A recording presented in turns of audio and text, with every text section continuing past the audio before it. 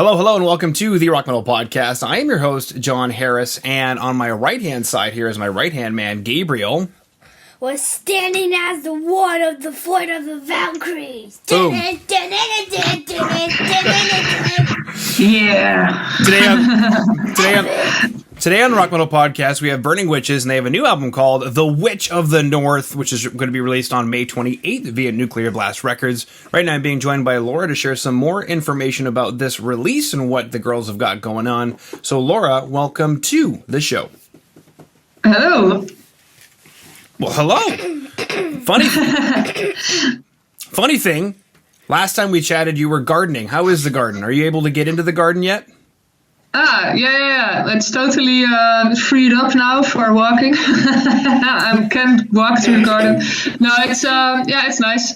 I cleaned it up after autumn and winter. Now finally, like there are flowers blooming again, and we have some tulips coming up. So yeah, I mean it's coming. You know, it's just started. Our garden is not on the south, so it could be better, but I'm sure it will be really nice in a few months. Mm-hmm. You mentioned some tulips there. Do you have a lot of tulips in your garden? Yeah, actually, I took them because I could actually put them in the ground in the winter. So now we have a lot of tulips, and they're supposed to be blooming in June. Okay. So that's why, because I was thinking, hey, I can't do anything in winter. But actually, yes, you can, because in December, they need to be put in the ground. Mm-hmm. Very cool. So I finally, anyway. Who cares about gardening? We're not going to talk about witchcraft here. Probably, yeah. Exactly. So this album, The Witch of the North, is this then a concept album about one witch in particular? I mean, it's more about Viking culture, I guess, but we took The Witch of the North because it just kind of fits our concept, right? And it also is, really cool. I will kind of explain the story behind it. Mm-hmm. So Freya, the Witch of the North, Freya, she is taken from the mythologies, of course. And you probably know Freya. I do, but take me through it, just in case anybody watching or listening is unfamiliar. Yeah, so it's okay. Yeah, true. So it is the goddess of love, but also the goddess of war in this Norse mythology. And the cool thing is, you also have Frigg, and I'm hoping I pronounce it right. I will spell it Frigg. And that's another goddess, which actually the goddess that gives power to witches to see in the future. And all these mythology stories are written down at some point, and I really took the inspiration from the fact that sometimes people would depict Freya and Frigg as the same goddess.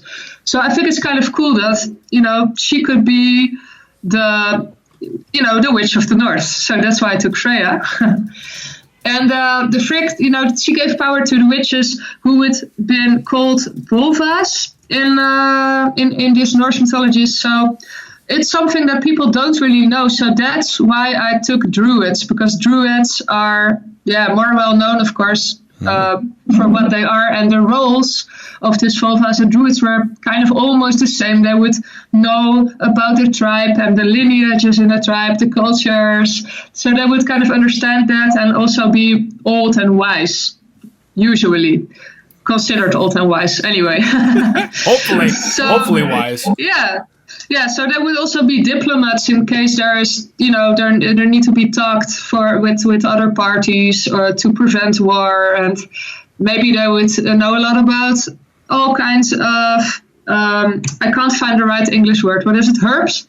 All kinds of herbs to for medicines and stuff like that. So it's kind of like it's almost the same as witches, and they had the same role. And that's why I took Druids, because people know what I'm talking about. It is a bit more Celtic instead of purely Viking, but who cares? I think now. Okay, so the story is.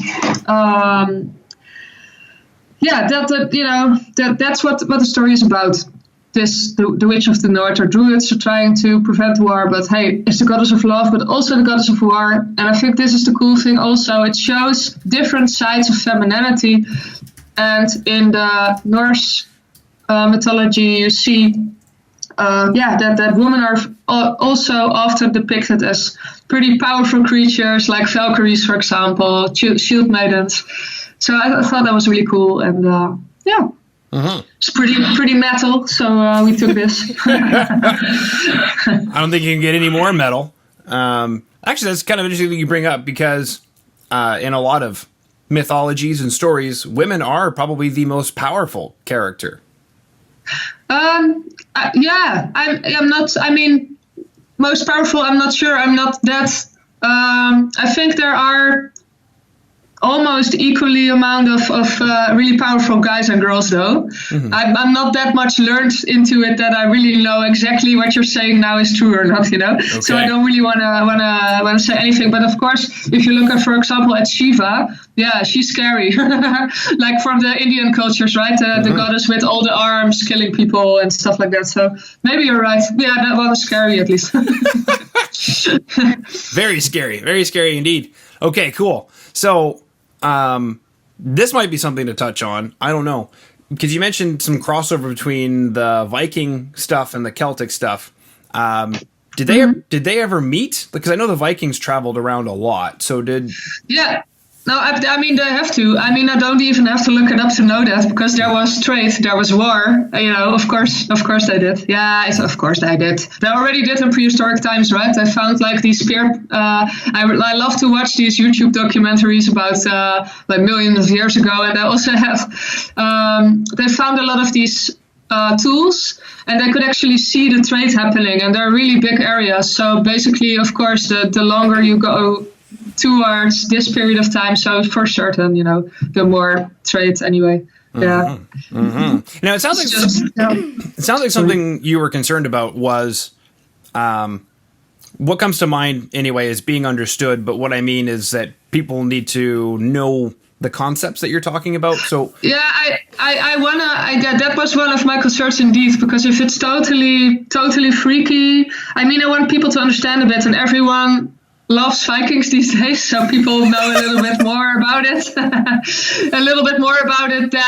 the things that are not told about. And I guess in songs it's better to keep it a bit easier, because you can't, like in a movie, for example, you can go a bit deeper into peculiar creatures or stuff, but you can't do that in just one song lyric, right? So I wanted to keep it a bit easier because of that. Yeah. How did you go about doing that? Did it take some time to rewrite lyrics, or how did you? Yeah, I mean, sometimes I have to, but it depends on how tidy I songwrite. Because if in the beginning I listen to the song and I know the structure, I write it down, and I write down what I want to write. If I know it exactly already after listening to the song, because most of the time I get, a song structure already, like maybe just the chords, or maybe Larissa and Romana have both already played it. So that's most of the time the first thing I hear.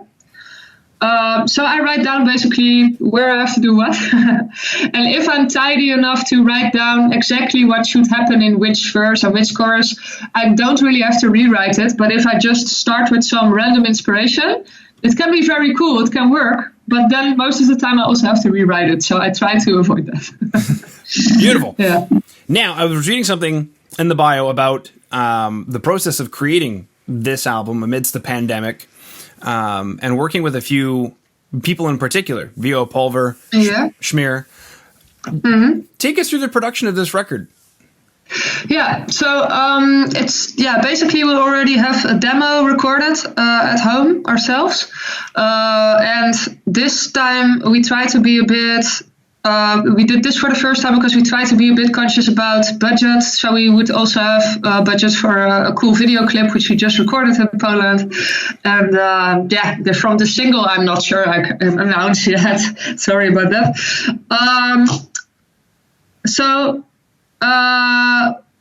What was where did I go with the story?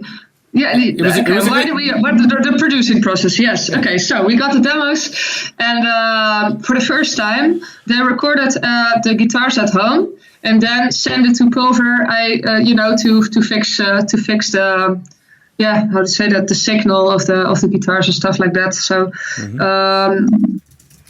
this is a good question. Because I haven't been this haven't been asked this way yet. How did we do the production? Because I know, now I'm talking about the guitars, but I'm not really sure. But I think that Pulver reamped it in the studio, but I should double check that. Anyway, we did have a really cool compressor now for vocals this time. Maybe you heard that's a little bit of a different sound. I really like it. Mm-hmm. And we had a new drum set because Lala got a really cool endorsement, and I just love the sound of that drums. I was in the studio the first time after the drums were recorded. I was blown away. It was really, really cool. Yeah. Really nice. Yeah. And the rest is just like basically the same we always do. We go in the studio with, songs that are almost finished, so the details still have to happen, and we do them together in the studio with people also with Smear and Pulver that they didn't always really have time to listen beforehand, which is good because they have a fresh ear. Mm-hmm. And they can really help finish the songs and get the best out of the songs in the studio, so that's cool. Yeah, absolutely. Now you mentioned I couldn't quite pinpoint it because I knew the vocal sound was a little bit different. Do you know what was different in the chain than what you normally do? In the vocals, just the sounds, you say, right? Yeah, it was like different microphone, different compressor. Yeah. The microphone was the same. Actually, I don't think there was a physical compressor before, or at least that's what I got. So he got this box with compressor. To be honest, I don't know what it's called, but it sounded good. So yeah. I liked it. Beautiful. Yeah, it gives a bit of a smooth feeling to it. Maybe it sounds a bit more modern, but we have to be honest, we do sound old school, but we have several aspects also a bit stolen from newer technologies or different time spans, I guess. So anyway, I like the sound. It's cool, and especially it came in handy because if I sing loud, it was very difficult for me to keep the right distance, because sometimes I do all the time I'm pretty chill, and then all of a sudden I go super loud, and this was very difficult to get right without this compressor also, because a lot of the times the microphone distorted because I have a pretty big dynamic range in the singing lines, so we also kind of needed something like this, but I do like the sound, so it's good. Yeah, cool. Now something you had mentioned was finding that balance between an old school sound and enough modern sound. How did you guys figure out where that balance was going to be? Yeah, it's always just a process. You have to just figure it out in the mix, basically, mostly. Mm-hmm. Of course, also in the guitar sound. But yeah, those things, we kind of kept those things the same. I think the biggest things that changed, like already told, is the drums sound a bit, because they're different drums, and I love them because they sound a bit more in your face because of the material of the drums. I think they're there was actually more metal in the drums, so you can imagine now it actually sounds more metal. I don't know how it works, it sounds good. And that's how you create metal. You put metal in the drums. That's how you make metal music. Yeah, exactly. They just sound more tough. Yeah, and but yeah, like I already told you, the things that changed, and we kind of kept the rest the same, and we tried. In the beginning, we had a discussion actually, maybe to use less layers for my voice, so the details of my voice could come forward a bit more, because if you layer it, it sounds maybe really massive, but details go lost. Yeah. So we looked at that, but yeah, some parts are already without all these layers. So I think now it's already a good mix anyway, but we were discussing that a bit, but eventually it stayed kind of the same as before. But I like it because they're you have everything. I like that. I think I personally like that about our sound, that we have the parts that are really, chill, maybe even acoustic. There's not happening that much. And we have parts where everything is happening, a lot of effects, choirs, solos, guitar things happening, etc. So yeah, I personally like that. And in terms of old school or modern, it's hard to tell. I think we just always try to find some balance, and I think we ended up in the middle again. So that's okay then, I guess. Well, the funny thing is, when I listened to the album, I immediately found that it's definitely Burning Witches, but you guys have adjusted the sound a little bit. And the cool thing is we're talking about how you guys ended up adjusting the sound, but you still sound like Burning Witches. Cool. That was the idea, so that's good. Yeah, exactly. And you mentioned the guitars quite a bit. Were you pretty involved in the guitar recording process?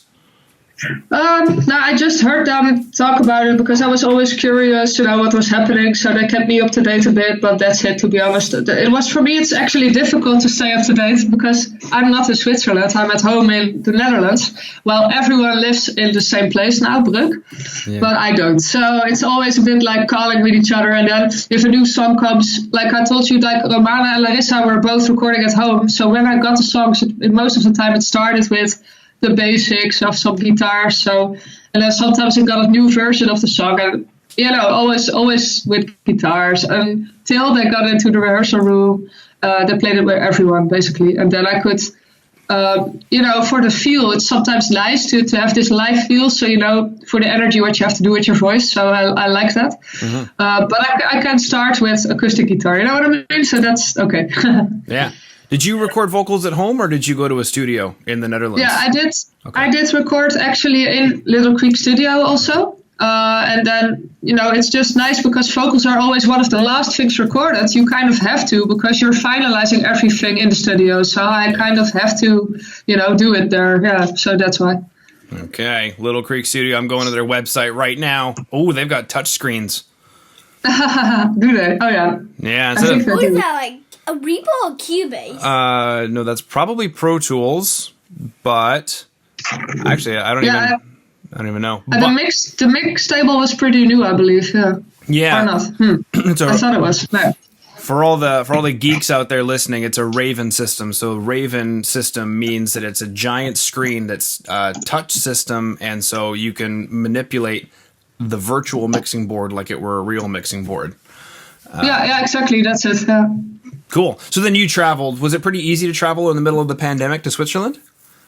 It was kind of, it was easy in the end, but beforehand, you're worried, of course, because they changed the rules almost every day at some point. Yeah. So we didn't book tickets as far ahead as we normally would. Actually, for the clip now, they were changing a lot of rules again. And instead of a flight, I took the train. It's like, it's a little bit longer, the travels, but it's easier because it's cheaper. You don't have to book it so much up front. And now I went by train. Is there anything that you did on the train to prepare? Like, what does Laura do on the train on the way to Switzerland? Yeah, actually, I try to be productive. But I don't travel often anymore at the moment. So normally I would be able to do. There was a time I went to study, for example, every day, and I would just travel back and forth like every day of the week, and I would be super productive on the train. But to be honest, I'm almost ashamed of what I'm going to tell you. Seriously, I tried to edit one video, and I edit just a little one and just half of it, you know what I mean? It's so hard for me, and I'm traveling for 8 hours, and I just don't get it done because I'm not used to it anymore. Right. But I try to do stuff, of course, obviously, because it's 8 hours. But in between, I try to, I edited some photos for a live stream I was going to do. I also did that, okay. So at least I did something. And I downloaded some movies from Netflix, so that's and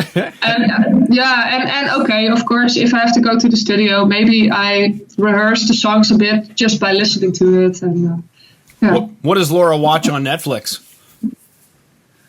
What do I watch on Netflix?